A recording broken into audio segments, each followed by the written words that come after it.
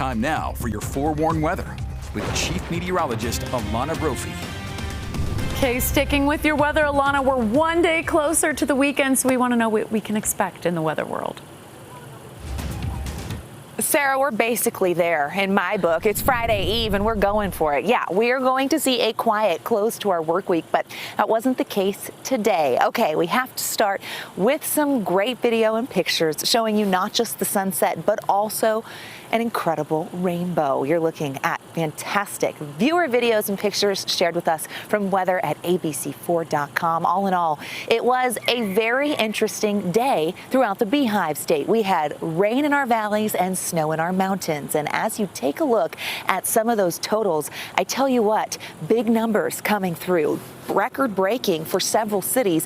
But as we take a look at those numbers, we had locations over an inch. Yes, picking up over an inch for Draper. Big number there, as well as Deer Creek Dam setting that daily record for today. We had several readings of 0.8 and above when it came to that moisture, but really, really healthy in places like Provo, Alpine at 0.9. Salt Lake International picked up close to half an inch. We saw several locations getting more than 1/4 of an inch. That includes cities like Logan, Ogden. So across the Wasatch Front, we did very well, but we also saw it in the south. Ivins getting almost 3/4 of an inch there, or even just a little more. And here in St. George, we picked up 0.2 at the airport and 0.24 in other locations here in Washington County. So really healthy storm system. It was warmer, it was wetter, and it kept things very, very interesting. Our mountains got about 4 to 5 inches of snow, but that snow level was about 8,000 feet. Above that, we saw accumulation. Below that, it was mixed precipitation or just straight rain. As we look at the satellite right now, you're able to see that we've seen drier and quieter conditions out there,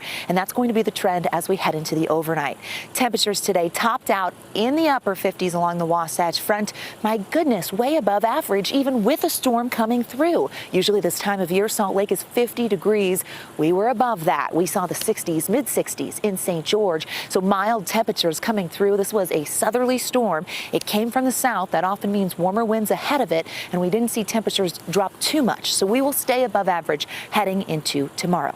Heads up there. Okay, as we look at the temperature trend, it shows those above average temperatures really hold on for the next couple of days. It takes some time, but we actually ease back to average for this time of year. We're not going to dip so much below average, but we'll get back to seasonal norms. We also have the chance of wet weather. Yes, it's setting up again.